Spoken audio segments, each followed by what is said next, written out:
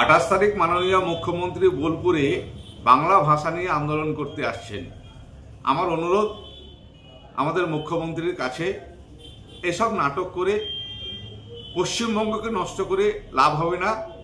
যেখানে যেখানে আমার বাংলা ভাষী ভাইয়েরা বোনেরা অত্যাচারিত হচ্ছে, অকাপ আইনের সময় যেরকম আপনি বলেছিলেন যে এখানে আন্দোলন করে লাভ নেই, দিল্লিতে গিয়ে আন্দোলন করেন, সেরকম আপনাকে অনুরোধ করছি, এখানে আমাদের এলাকাকে নষ্ট করে লাভ নেই। পশ্চিমবঙ্গকে যেখানে অত্যাচার হচ্ছে সেখানে গিয়ে দয়া করে আন্দোলন করুন।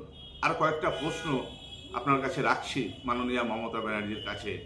বীরভূম জেলায় এত দুষ্কৃতির দৌরাত্ম্য কেন?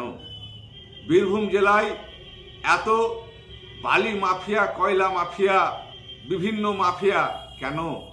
বীরভূম জেলায় এত খুনাখুনি কেন?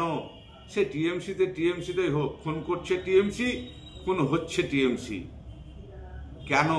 আপনার এখানে নেতাদেরকে জিজ্ঞেস করে দয়া করে বীরভূমের মানুষকে অনুরোধ করে বলছি উত্তর দিয়ে যাবেন যে আপনার পার্টির মধ্যে এত খুনাখুনি কেন? তাহলে আমরা বীরভূম জেলায় বা পশ্চিমবঙ্গে আপনার উপরে ভরসা করে কি করে বাংলার মানুষ থাকবে?